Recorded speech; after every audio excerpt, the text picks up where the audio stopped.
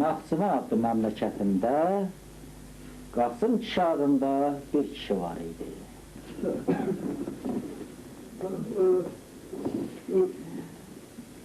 Qasım kişinin gözünün ağı, qarası, Vəliqulu adında bir oğlu var idi.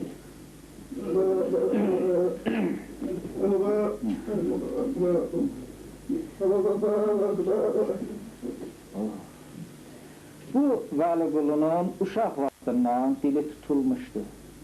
Atası, Qasım kişi onu Amerikaya, İngiltərəyə, Fransaya, Yaponiya aparmışdı, amma oranın da mütəxəssisləri bu uşağın dərdinə bir çarə eləyə bilməmişdi ki, bilməmişdi.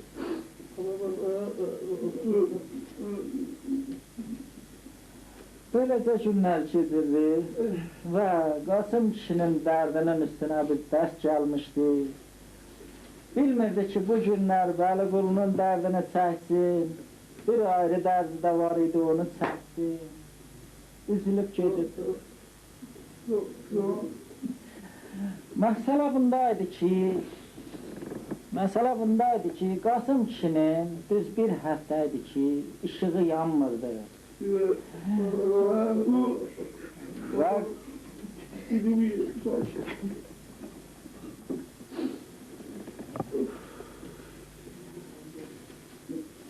Qasım kişi bilmirdi ki, bu soyuqlu, şaxtalı qış günlərində Vəliqulunun dərdini çəksin, öz dərdini çəksin, ya işığın dərdini, istiliyin dərdini çəksin.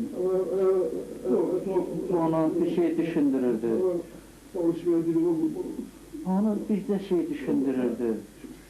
Heç olmasa bu qış günlərindən özü də olmasa Vəliqulunu sağ-salamat çıxarda bilsin.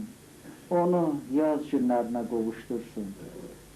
Və beləcə davam edən günlərin bir günündə və qəfildən işıq yandı.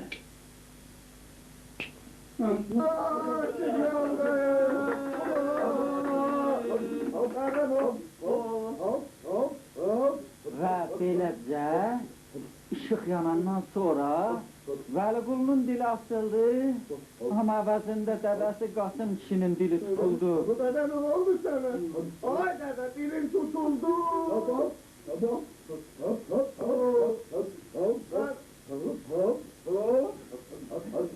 Və ondan ana, axır ki Qasım kişinin sevinci həddi hüdudunu keçəndən sonra dili öz yerinə qayıtdı və aldı görək oğluna nə dedi.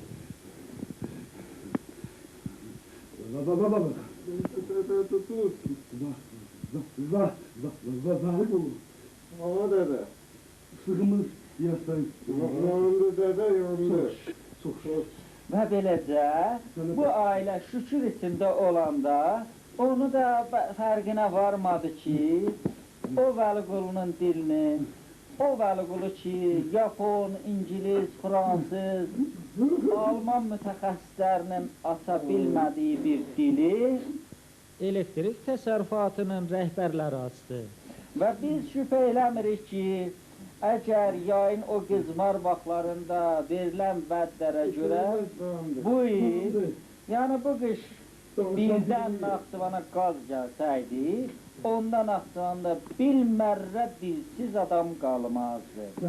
Beləliklə nağılımız başa çatır, siz 100 yaşayın, biz 250. Hansı çoxdur, siz götürün. 250. Danışan dili uyuyayım, bakı salacağım, dakı salacağım, temizlik alacağım, itirimi zanlı.